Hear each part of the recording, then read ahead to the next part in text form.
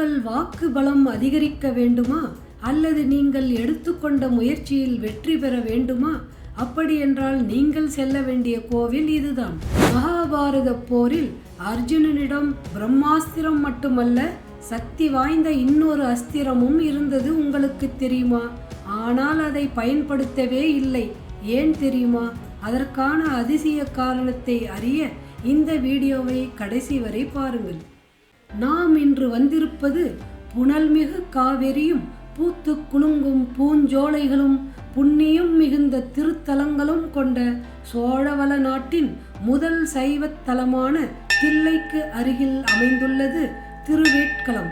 காலம் கடந்து நிற்கும் இத்தலம் காவிரி வடகரை தலங்கள் 63இல் 2வது தலமாக விளங்குகிறது.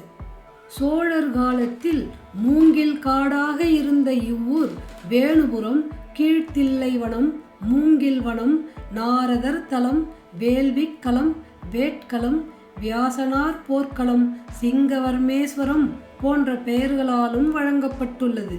இன்றும் களை, வெதிர், வேழம், வெதிரம், உந்தூள் போன்ற பெயர்களால் வழங்கப்பட்ட மூங்கில் இத்தலத்தின் விருட்சமாக திகழ்கிறது. இங்கே சிவபெருமான் கிராதமூர்த்தியாக வேடுவர் வடிவில் அருள்பாலிக்கின்றார். ஏன் என்று தெரிந்து கொள்ள நாம் சற்று பின்னோக்கி துவாபர யுகத்திற்கு பயணிக்க வேண்டும். லைக் பட்டனை அழுத்திவிட்டு தொடர்ந்து கேளுங்கள். மகாபாரத போரில் வெற்றி பெற கிருஷ்ண பரமாத்மாவின் ஆலோசனைப்படியும் தனது மானசீக தந்தையான இந்திரனது அனுமதியோடும் அர்ஜுனன் பாசுபதம் பெற வேண்டி தென்னகம் வந்து வேட்களம் என்னும் இந்த மூங்கில் காட்டினில் சர்வேசரனை நோக்கி ஊசி முனையில் நின்று கடுமையான தவம் புரிந்தான். இதை அறிந்த துரியோதனன் பார்த்தனின் தவத்தை கலைக்க மூகாசுரன் என்னும் அசுரனை பன்றி வடிவில் அனுப்பினான். பரமேஸ்வரனும் திருவிளையாடல் புரிய வேடனாய் வேட்களம் புறப்பட்டார். அவரோடு உமாதேவியரும் வேடுவச்சியாக உடன் வந்தாள். மூகாசூரனின் வருகையால் இடையூறு ஏற்பட்டு தவம் கலைந்தது. விஜயனும் உடன் தனது காண்டீபத்தால் கடை தொடுத்து அப்பன்றியை வதைத்தான். அதே சமயம் வேடுவனான பரமனும் அம்பு ஏவ அதுவும் பன்றியின் உடலில் ஆழ பதிந்தது. இறைவனின் திருவிளையாடல் ஆரம்பமானது. பன்றியை வதைத்தவர் தாமே என்று பார்த்தனிடம் வாதம் புரிந்தார் பரமன். பார்த்தனோ தனக்கு இடையூறு செய்த பன்றியை தான் கொன்றதாக கூறினான். அதை ஏற்காத பரமனுக்கும் அர்ஜுனனுக்கும் மற்போர் மூண்டது. கடுமையான இப்போரில் விஜயன் பின்வாங்கினான். கிராதகமூர்த்தி அர்ஜுனனின் வில்லை பிடுங்கி அடித்தார். ஆத்திரமடைந்த அர்ஜுனன் முறிந்த வில்லால் வேடனை ஓங்கி அடித்தான். அந்த அடி உலகில் உள்ள அனைத்து உயிர்கள் மீதும் விழுந்தது. வேடுவ பெண்ணாக வந்த பார்வதி கோபமடைந்தாள். சிவன் பார்வதியிடம், உமையவளே, நீ லோகமாதா, நீ கோபப்பட்டால் இவ்வுலகம் தாங்காது என சமாதானப்படுத்தி, சர்க்குணா, நல்ல நாயகி, தள்ளி நில் என்கிறார். சிவன் தன் திருவடியால் அர்ஜுனனை தூக்கி எறிகிறார். சிவனின் பாத தீட்சை பெற்று அன்னையின் கருணையால் இத்தல கிருபாகடாட்ச தீர்த்தத்தில் விழுகிறான். அப்போதுதான் விஜயனுக்கு விஷயம் புரிந்தது. வந்திருப்பவர் பரமேஸ்வரன் என்று. அடுத்த கணம் வேடனின் பாதங்களில் சரணாகதி அடைந்தான். அங்கே பரமன் தேவியுடன் எழுந்தருளி மிக உயர்ந்த அஸ்திரமான பாசுபாதஸ்திரத்தை பார்த்தனுக்கு அளித்து திருவருள் புரிந்தார். தான் உடைத்த காண்டீபத்தையும் மீண்டும் பரிசாக அளித்தார். ஆம், மூங்கில் வனமாக இத்தலத்தில்தான் பரமேஸ்வரனிடம் இருந்து பாசுபதம் பெற்றான் அர்ஜுனன். சரி, இதற்கு ஏதாவது ஆதாரம் உள்ளதா என்றால் இத்தல லிங்கம் பார்த்த பிரகாலிங்கம், அர்ஜுனன் அடித்த லிங்கம் என்று அழைக்கப்படுகிறது. இன்றும் அர்ஜுனன் அடித்த தழும்பினை ஈசனின் லிங்க திருமேனியில் காணலாம். அம்பிகையின் சன்னதியில் 4 தூண்களிலும் அர்ஜுனன் தன் ஆயுதங்களை வைத்த காட்சி, ஒரு காலில் நின்று தவம் புரிந்த காட்சி, இறைவன் வேடன் வடிவம் எடுத்த காட்சி, சிவனும் அர்ஜுனனும் சண்டையிட்ட காட்சி சிற்பங்களாக செதுக்கப்பட்டுள்ளன. ஈசன் அர்ஜுனனின் வில்லை உடைத்ததன் அடையாளமாக வில்லறுத்தான் குட்டை என்கின்ற இடம் இன்றும் உள்ளது. ஈசன் போர் செய்த இடம் ஈச்சன் போர் என்று அழைக்கப்படுகிறது. பன்றியை வாயினால் உசுப்பி விரட்டி அம்பை எய்த இடம் உசுப்பூர் என்றானது. இவ்வாறு சுற்றிலும் இன்றும் வழக்கத்தில் உள்ள பல ஊர்கள் அர்ஜுனனுக்கும் சிவனுக்கும் இங்கு போர் நடந்ததை உறுதி செய்கின்றன. கிபி 5ஆம் நூற்றாண்டில் வாழ்ந்த இரண்யவர்மன் என்ற மன்னன் இக்கோவிலை கட்டியுள்ளார். இவ்வூரினை கிபி 970 முதல் 985 வரை ஆட்சி செய்த உத்தம சோழன் பெயரால் ஒரு வாய்க்கால் இருந்துள்ளது. அதோடு தில்லை முதல் திருவேட்களம் வரை பாதை அமைத்து அதற்கு திருச்சிற்றம்பல வழி என்று பெயரிடப்பட்டிருந்தது. இன்றும் சோழர்களின் வழியில் பாரதத்தில் உள்ள பல கோவில்களையும் கலாச்சாரத்தையும் இணைக்கும் தங்கச் சங்கிலியாக தேசிய நெடுஞ்சாலைகள் உள்ளன என்பது நமக்கு பெருமையாகும். சிதம்பரம் அண்ணாமலை பல்கலைக்கழக வளாகத்தில் உள்ள இந்த அற்புதமான ஆலயம் சாலையோரம் அழகுற திகழ்கிறது. மிகப்பெரிய நாகலிங்க மரம் 1000 பறவைகள் வாழும் கூடாரமாய் ஆலயத்தின் வெளியே நிழல் பரப்பி நிற்கின்றன. இடப்புறம் கிருபா கடாட்ச தீர்த்தம் அமைந்துள்ளது. இதுவே இத்தலத்தின் தீர்த்தமாகும். கிழக்கு பார்த்த உயர்ந்த ராஜகோபுரம் நம்மை வரவேற்கிறது. உள்ளே நந்தி மண்டபம், அதனுள் அழகாக அமர்ந்து காட்சியளிக்கிறார் நந்திதேவர். அடுத்து சிற்பக்கலை நயமிக்க 16 தூண்கள் கொண்ட மண்டபம். அதன் வலப்புறமாக சிறிய இடை மண்டபமும் கருவறையும் கொண்டு அம்பிகையின் சன்னதி விளங்குகிறது. கர்ப்பகிரகத்தில் புன்னகை பூத்து கொண்டு 4 திருக்கரங்களுடன் அருள்பாலிக்கிறார். முன் 2 கைகளில் ஒரு கையில் தாமரையும் ஒரு கையில் நீலோத்பவ மலருடன் அருள்கிறார். மனோன்மணி சொரூபினியாக இந்த அன்னை திகழ்கிறார். அன்னை நல்ல நாயகி, பெண்ணின் நல்லால், சர்க்குணாம்பாள் போன்ற திருநாமங்களால் துதிக்கப்படுகிறார்.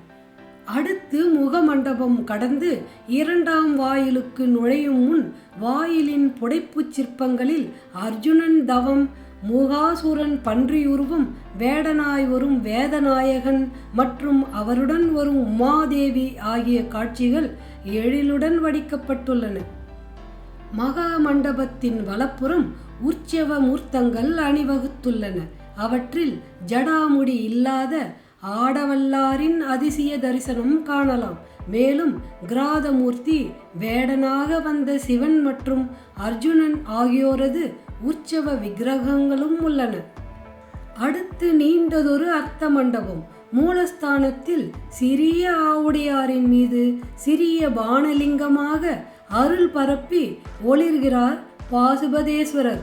மூர்த்தி சிறியதாக இருந்தாலும் கீர்த்தி பெரியது. மனபலம், உடல்பலம், வாக்குவன்மை போன்றவை வேண்டி வழிபட வேண்டிய மூர்த்தி இவர். இறைவனை வணங்கிவிட்டு வலம் வருகையில் கோஷ்ட மூர்த்தியாக நர்த்தன விநாயகர் கரத்தை கீழே ஊன்றி ஆடும் கோலம். புதிதாக வடிவமைக்கப்பட்டுள்ள இக்கோலம் கண்களை கவர்கிறது. தென்கோட்ட தட்சிணாமூர்த்தியின் கீழே உள்ள முயலகன் பொதுவான பாணியினை தவிர்த்து கிழக்கை பார்த்திருப்பது வித்தியாசம். அரிய சிற்ப வேலைப்பாடுகள் கொண்ட மண்டபத்தில் ஆலமார்பிரானின் அழகிய தரிசனம் மனதை கொள்ளை கொள்ளும்.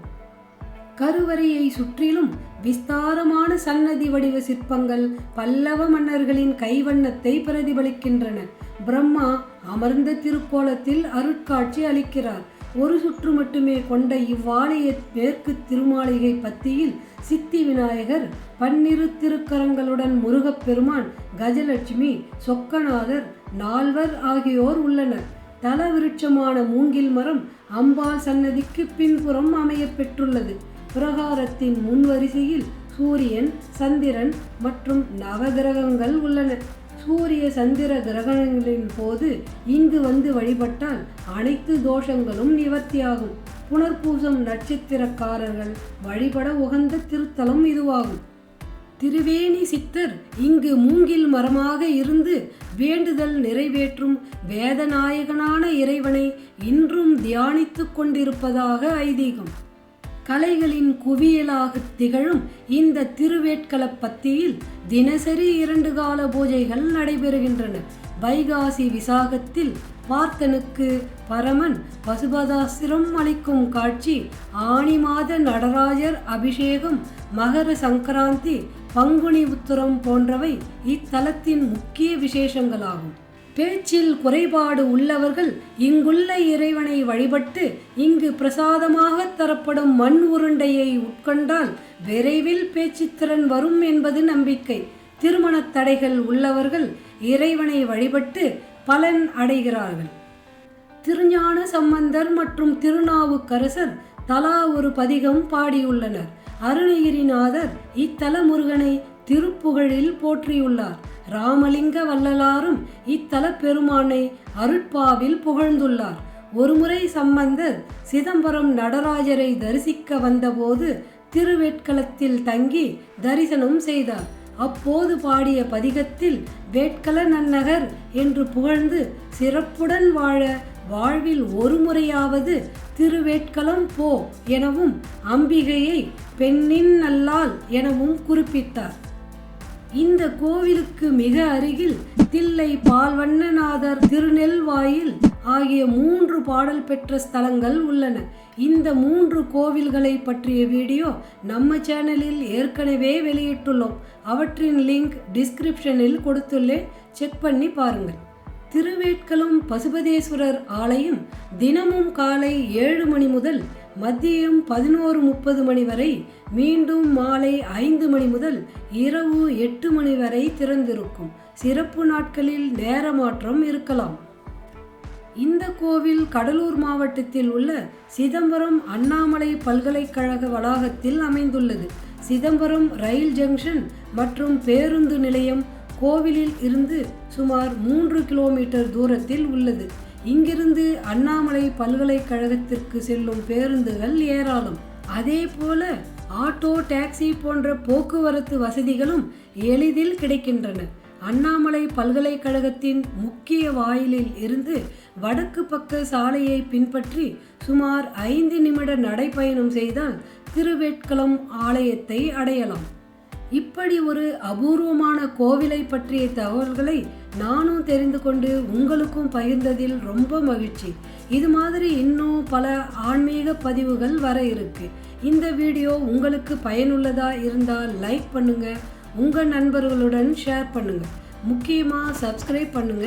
நாங்கள் போடுற ஒவ்வொரு வீடியோவும் உடனே பார்க்க பக்கத்தில் இருக்கும் பெல் ஐக்கானையும் கிளிக் பண்ணுங்க. உங்கள் கருத்துக்கள், அனுபவங்கள், சந்தேகங்களை கமெண்ட்ஸில் பகிருங்கள். நன்றி. மீண்டும் ஒரு அற்புதமான புதிய கோவிலில் சந்திப்போம். அதுவரை அவன் அருளுடன். நன்றி, வணக்கம்.